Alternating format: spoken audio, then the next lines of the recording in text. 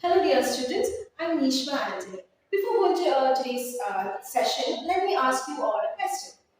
Is debt or loan a good or a bad option? You may think for a while and then give your suggestions. Anila, what is your opinion?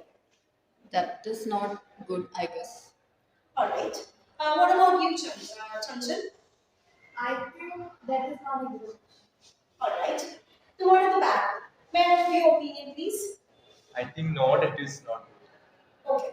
So I guess majority of our class are of the opinion that that is not a good option. Okay, let us verify this with an example.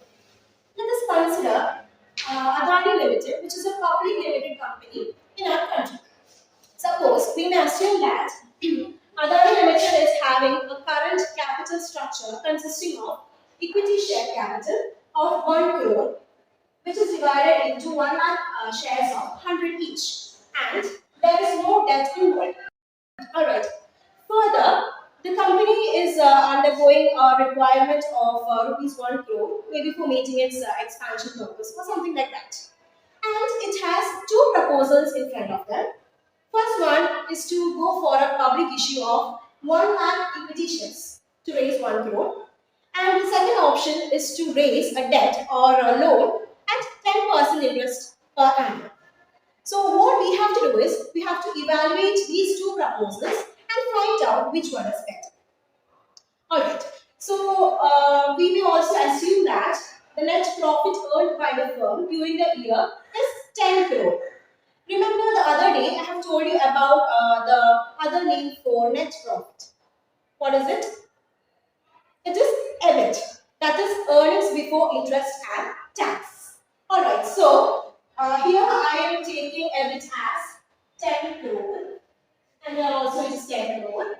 Now we have to deduct interest or fixed interest charges, that is paid on debt. In the first case, I told you there is no debt.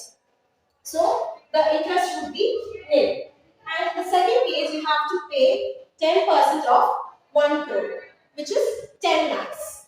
So I write 10 lakhs here. Now, when you deduct interest from EBIT or net profit, you will arrive at earnings before tax. Okay, so here it should be 10 crore itself, and here it should be 9.9 crore or 9 crore 90 lakhs. Now, the next element to be deducted is tax. We may assume that the company is under 50% tax bracket. Then what would be the tax amount? Here it will be 5 crore and here it would be 4.95 crore. Alright. Now, after deducting tax, you will get earnings after tax, which is 5 crore here, and here it will be 4.95. Now, the next element that you have to consider is the number of equity shares in each case. So, in the first case, you have initially issued 1 lakh equity shares plus the additional issued share of 1 lakh. So, that makes a total of 2 lakhs. So, I'll write 2 lakhs here.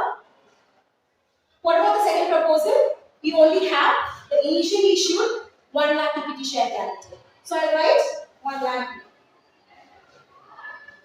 Now, finally, you have to calculate the earnings per share or EPS. What is that?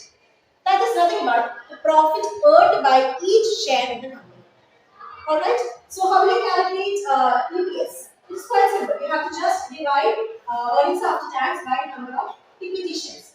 So, in the first case, you will get rupees 250, and in the second case, you will get 495.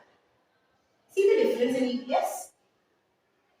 See, when debt is included in the capital structure, you can see that earnings per share have increased. What is this known as? Or what is this due to? This is because of leverage or inclusion of debt in capital structure.